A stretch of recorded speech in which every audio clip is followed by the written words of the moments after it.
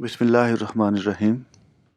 हमारा आज का टॉपिक है डिकमैन कंडेंसेशन और डिकमैन कंडेंसेशन प्रोडक्ट कैसे डिस्कनेक्शन में हम यूज़ करते हैं। अगर हमारा टारगेट मॉलिक्यूल डिस्कनेक्शन प्रोडक्ट हो उसमें हम उसको कैसे आइडेंटिफाई करते हैं और कैसे हम डिफरेंट फंक्शनल ग्रुप एडिशन या फंक्शनल ग्रुप इंटरकन्वर्जन करते हैं। First of all we will discuss कि what is Dieckmann condensation reaction. In short, we can say that Dickman condensation reaction is cyclic version of Clason's condensation reaction. Clason's condensation reaction जैसा कि आप लोगों को पता है कि this is a condensation aldol type condensation of two esters.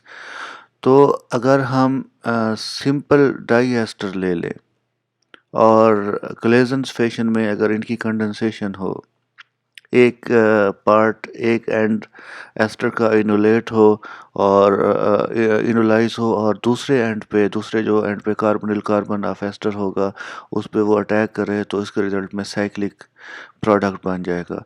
तो इस तरह के प्रोडक्ट को हम इस तरह के रिएक्शन को हम डिकमैन कंडेंसेशन रिएक्शन का नाम देते हैं। देख लेते हैं इस रिएक्शन को। ये हमारे पास एक डाई एस्टर है। तो डाई एस्टर को जब हम बेस के साथ ट्रीट करते हैं तो यहाँ पे कार्बन आयन प्रोड्यूस होगा। यही कार्बन आयन इंटरनली दूसरे एंड पे कार्बोनिल कार्बन के साथ पे अटैक करता है और carbon to oxygen double bond पे को ब्रेक कर देता है। और जैसे ही ये negative charge of oxygen revert back होगा, OR को डिस्प्लेस कर देगा, तो उस केस में हमारे पास एक साइक्लिक इस तरह का प्रोडक्ट बन जाएगा। अगर हम इस प्रोडक्ट को देखें, इस साइक्लिक रिंग को हम साइड पे कर दें तो ये वही है बीटा कीटो एस्टर। ये वही प्रोडक्ट बनता है बीटा कीटो एस्टर, लेकिन इसमें डिफरेंस ये होता है कि ये एक साइक्लिक वर्जन है।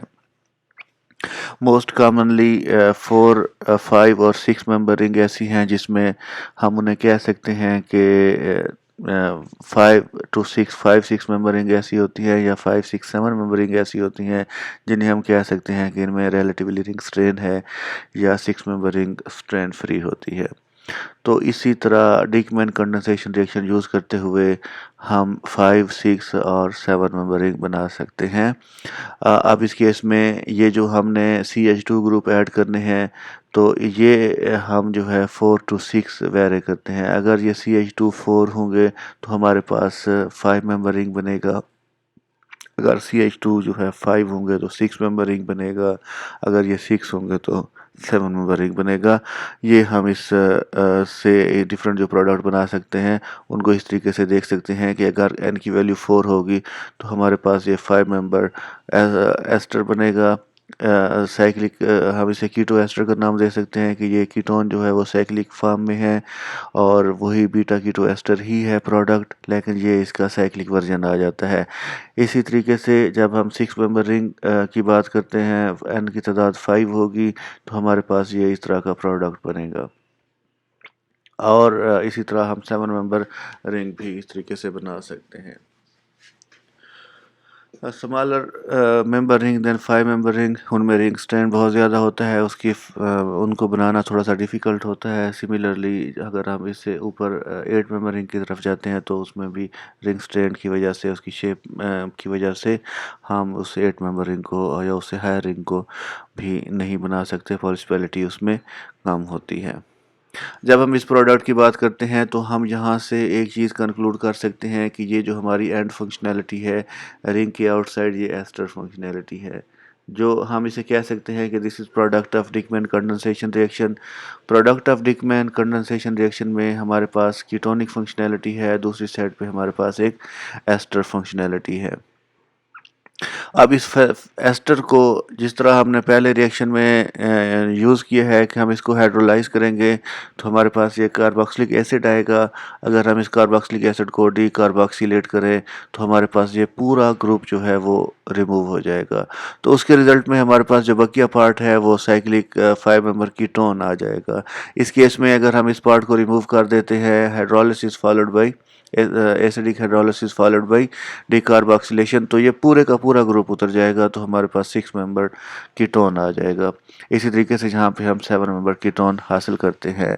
तो सिंपल वे में ये है कि अगर हमारे पास 5, 6 और 7 मेंबर साइक्लिक कीटोन्स हैं, तो हम उनको सिंथेसाइज करने के लिए हमें यहाँ पे ये फंक्शनल ग्रुप एडिशन करना पड़ेगी।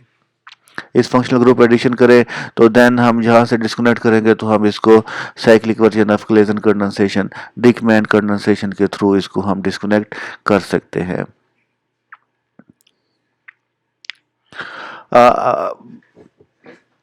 फॉर एग्जांपल ये हमारे पास एक 5 मेंबर कीटोन है, तो हमें यहाँ पे फंक्शनल ग्रुप एडिशन करना पड़ेगी ताकि हम इसको कलेजन प्रोडक्ट की तरफ लेके जाएं।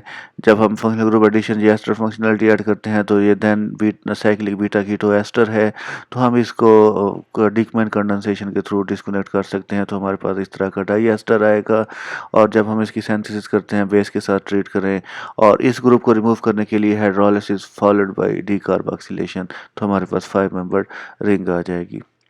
अब इसी तरीके से ये आल्दो ये साइक्लिक कीटोन है, हम इस पार्ट को देखते हैं, इस पार्ट को मुकम्मल तौर पर इग्नोर कर देते हैं, तो हमने इसको कंसीडर करना है कि ये साइक्लिक 6 मेंबर कीटोन है। तो हमें यहाँ पे अगेन फंक्शनल ग्रुप एडिशन करना पड़ेगी ताकि ये हमें बज़ाहिर डिकमैन प्रोडक्ट नज़र आए।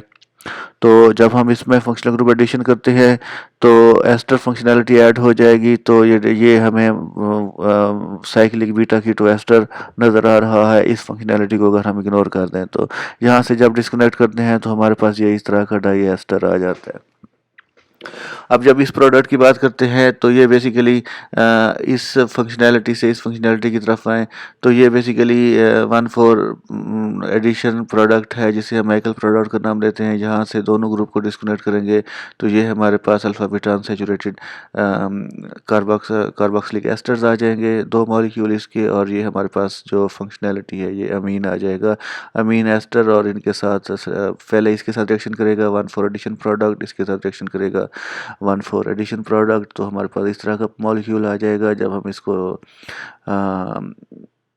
क्लेजन रिएक्शन बेस के साथ ट्रीट करवाएंगे डिकमैन कंडेंसेशन, तो साइक्लिक प्रोडक्ट बन जाएगा। अगर आखिर में हमने इस फंक्शनैलिटी को रिप्लेस कर देना है तो हमारे पास इस तरह का टारगेट मॉलिक्यूल आ सकता है। तो हम इसकी सिंथेसिस को देख सकते हैं, ये हमारा स्टार्टिंग मटेरियल, इसको हमने माइकल प्रोडक्ट बनाना है, और जब ये बन जाएगा तो हमने इसको बेस के साथ ट्रीट करना है, तो ये हमारे पास प्रोडक्ट होगा। देन इस ग्रुप को रिमूव करना है, उसको रिमूव करने के लिए हाइड्रोलिसिस करेंगे फर्स्ट, देन डीकार्बोक्सिलेशन, तो हमारे पास टारगेट मॉलिक्यूल आ जाएगा।